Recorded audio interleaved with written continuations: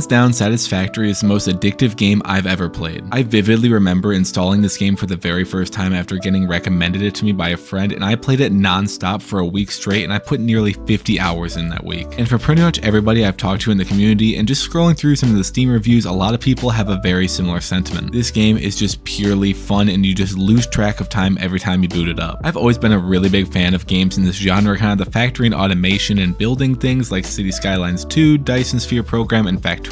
I genuinely think Satisfactory is the most addictive out of all of these games. I think it does everything the best. So in this video, we're going to be going over the core concepts and pillars of this game that make it so addictive and make it so fun, and why so many people are absolutely loving this game in 2025. And if you guys haven't gotten into Satisfactory yet, which I'm assuming you guys probably are into it if you guys are watching this video, but it's coming out on console here in a couple months, so a lot more people can experience this amazing game. And yeah, let's dive right into it. One of Satisfactory's biggest strengths is its simple and clear progression. It's very easy to know what you're going to do next in this game. It pretty much lays it all out for you, but the big thing is it doesn't matter how you go about doing that. If your goal is to make a new part, like let's say a modular frame, you can go about that in so many different ways. You got complete freedom over how you want to build a factory, you have complete freedom over where you want to build it, and you also have complete freedom on how efficient you want to make that factory. Do you want to make sure every little bit of power and resources is making it efficiently, or do you just throw everything together and it'll make it as it does? It really is up to you, and people that really like neat factories can build some really amazing things, and people that just want to progress through the game and get all the basics done and have everything hooked up,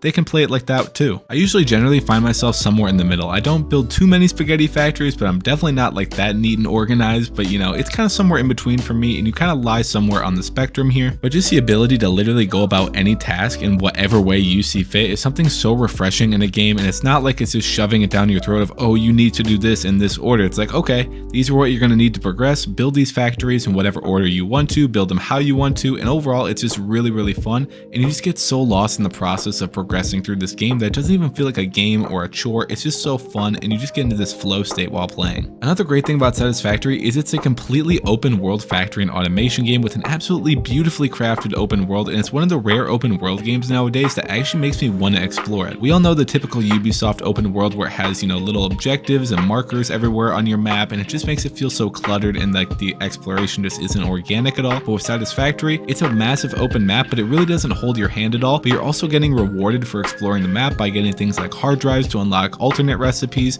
You're going to get new cool spots to build some factories, and you're just learning where the nodes are on the map. Also, while you're out exploring, you're going to come across more materials that you haven't seen before that you can throw in your MAM, research them, and then unlock more things going into the future. So it really does give you a reason to go out and explore, and the map is just beautiful. I mean, the graphics in this game, in my opinion, are really, really good and one of the best out of any of the factory and automation games. I believe it's built in like Unreal 5 or something like that, or Unreal 4, and overall all the different performance options that you have and everything can make it a pretty balanced game, and you don't need a crazy good PC to run it. I especially love what they did with the global illumination. I don't really have it on in many of my worlds because I don't light things up too much, but if you want to do that and have all the dark shadows and dark interiors and want to actually use your electricity and lighting to, you know, good use, you guys can definitely do that too. And I don't know if it's just me, but something about this game's movement and the fluidity of it all just feels so good. It feels like you're sliding around in a game like Apex Legends. You have good mobility, you can turn your field of view up quite a bit and just cruise around the map. You have things like jetpacks, you have things like blade runners that'll make you run faster, and just overall the traversal in this game is incredibly satisfying. I know it's not really that important for a factory and automation game, like what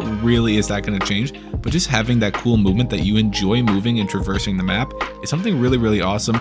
Not to mention all the different types of vehicles in this game. We got trains, we got trucks, we basically have like buggies and dune buggies, like all sorts of really cool stuff that you can build.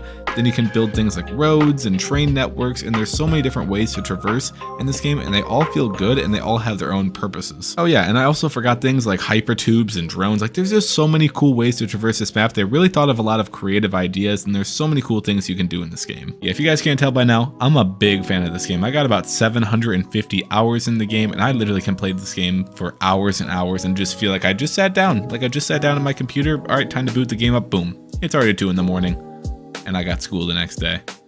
Yikes. So we've already talked about a lot of positive things, a lot of pros of this game. What could possibly be better with this game? Well, honestly, it's the updates. This game still gets updates to this day. We had the massive 1.0 update, and then we had the 1.1 update kind of come out of nowhere, and it had a bunch of really cool things like my personal favorite, the elevators, and just so many cool things that you really didn't even think you needed. And then when the update came out, you're like, damn, this is pretty freaking sick. And now that's coming to console and the developers are committed to it, it's just going to keep getting better and better. And if for some reason you can't wait for these new updates, moddability in this game on PC is so freaking easy. Like, I'm not even that smart with all this computer stuff or whatever, but even I can mod this game very simply. There's tons of tutorials out there, and it's one of the easier games to mod. You don't have to go through all sorts of crazy hoops and whatnot. It's pretty damn easy. And just the amount of mods and how much they change up your gameplay, like you can do a modded playthrough and it literally doesn't even feel like the same game. And I enjoyed the base vanilla game of this so much that I haven't even done like a true fully modded playthrough. I've kind of messed around with them here and there, but I haven't done an actual modded playthrough because I haven't even beaten, like, done everything I want to in the vanilla game yet. So all the different mods, I mean, that's got to be at least another 1,000 hours worth of content there. And also the price of this game, I forget how much it is nowadays, but it is not no $70 or $80 or whatever the AAA people are charging nowadays. This is a game where you're going to get 5 times more hours and enjoyment than most AAA games, and it's not even the same price, and it goes on sale relatively frequently on Steam, and oh my gosh. I'm just gushing about this game because I absolutely love it. If you look back on this channel, I've made like 3 videos talking about how amazing this game is, because it's just good. It's just a good game. But yeah, combining all these factors together makes Satisfactory the most addictive game that I've ever played, probably in my top 5 favorite games I've ever played, along with like some big story games like your big hitters like Red Dead Redemption. But just overall in creativity, I throw this right up there with Minecraft and Terraria as some of my favorite like building and games like that. It's freaking awesome, and if you guys haven't tried it out, please do. And if you guys like the game, please make sure to leave a like on this video, subscribe to the channel so more people see this video, and if you like content on factory and automation games, stay tuned because that's what I'm going to start doing. We're going to start posting a lot more videos here. I'm not going to lie with you guys, we got a pretty cool video in the works right now doing a 100 days in Satisfactory. That's going to be really cool. It's also taken me 100 hours to record that video because 1 Satisfactory day is 1 real life hour. So it's going to be 100 real life hours. So yeah, wish me luck for that video. It's going to take a while. Hopefully y'all enjoyed this one.